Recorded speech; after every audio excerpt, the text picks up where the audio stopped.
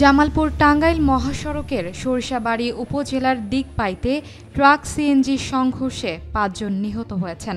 দুর্ঘটনায় আহত হয়েছেন আরও একজন। বৃহস্পতিবার সন্ধ্যা ৭টার দিকে করগ্রাম এলাকায় এই মর্মান্তিক দুর্ঘটনা ঘটে। আমি হঠাৎ করে ওইখান থেকে ফোন পাইলাম যে এখানে অ্যাক্সিডেন্ট হয়েছে।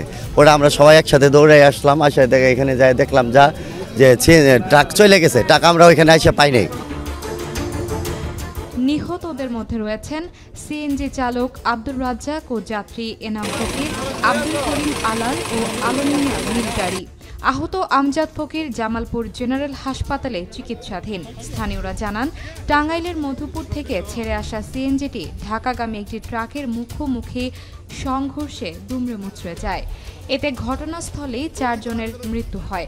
হাসপাতালে নেওয়ার পর আরেকজনের মৃত্যু হয়। সিএনজিটা আসলে ওইখানে সাইড করার পরে ওই লাশগুলার ওইখানে একত্র করা হলো। ওইটা আমাদের যারা স্বেচ্ছাসেবক ছিল ওরা আমরা যথেষ্ট সেফ করে ওইখানে পর্যন্ত রাখছি। শনাক্ত করার মধ্যে আমাদের যে একজন আছে আমজাদ ভাই, উনি আরেকটা আমাদের যে যিনি সিএনজি ড্রাইভার, উনির বাড়ি কামাল খান, উনি আমাদের মোটামুটি সুপরিচিত। দুর্ঘটনার কারণে মহাসড়কের দুই পাশে যানজটের সৃষ্টি হয়। স্থানীয়দের অভিযোগ, বেপরোয়া গতির ট্রাক ও নিরাপত্তাহীন সড়কই এসব প্রাণহানির কারণ। মর্মান্তিক দুর্ঘটনায় শোকের ছায়া নেমে এসেছে নিহতদের পরিবার ও এলাকা জুড়ে।